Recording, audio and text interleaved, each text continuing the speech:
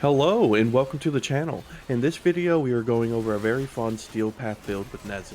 With this setup, Nezha can easily incapacitate and decimate rooms of steel path enemies. It's a fast-paced and aggressive build that utilizes most of his kit and two of his augments.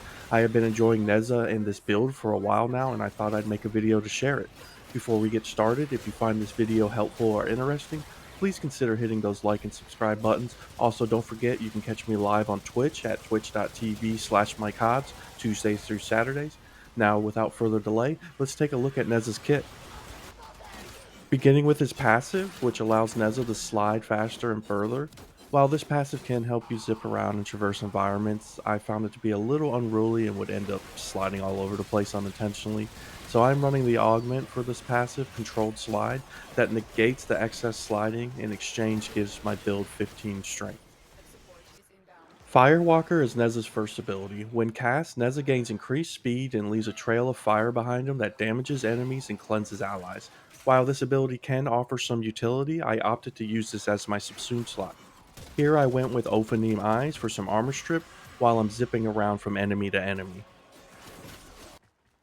Nezha's second ability is Blazing Chakram. This ability has Nezha throwing a ring of fire that burns enemies and creates healing blast on enemy death. Additionally, reactivating the Chakram while it's traveling will teleport Nezha to its location. I am also running the augment for this ability, Reaping Chakram, that boosts its damage per enemy hit and increases the chance for health orbs to spawn. Moving on, Warding Halo is Nezha's third ability. This is his defensive ability that creates a protective ring that simultaneously damages nearby enemies. This is a great ability that lets Nezha tank lots of damage and offers brief immunity upon cast and break. Lastly, Nezha's 4 is Divine Spears. When cast, Nezha summons spears from the ground that impale all enemies in the radius of effect. This is a great ability for locking down an area that has a lot of enemies, rendering them incapacitated for easy cleanup. I am also running the augment for this ability, Divine Retribution, that allows for easy status spreading. With this kit fully discussed, let's take a look at the components of this build. My mod setup leans heavily in the strength with a bit of extra duration. All the extra strength bolsters my attacks and allows Warding Halo's damage absorption to reach some pretty high values. Pairing Equilibrium with Reaping Chakram helps keep a healthy pool of energy flowing to allow for ability spam. For some extra defense, I am running Adaptation as well as Brief Respite for a bit of shield gating while casting abilities in quick succession. Outside of that, the rest are stat boosting mods along with the previously mentioned augments.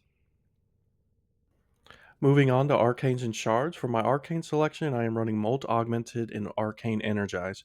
Molt Augmented boosts my strength even further as a mission continues, and Energize is yet another means of maintaining a healthy energy pool for my abilities. As for shards, I am running 3 red strength shards and 2 yellow casting speed shards.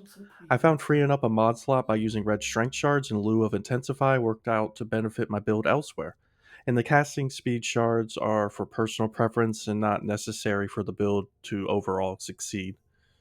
For my loadout, I am running some personal favorites. As Nez's abilities are the focal point of this build, the loadout is pretty flexible. First, I am running my Cedo with a primary blight setup to apply toxin here and there. For my secondary, I'm running the Axomati machine pistols with the gas configuration that I find fun and fitting with the fast-paced, aggressive play style this build caters to.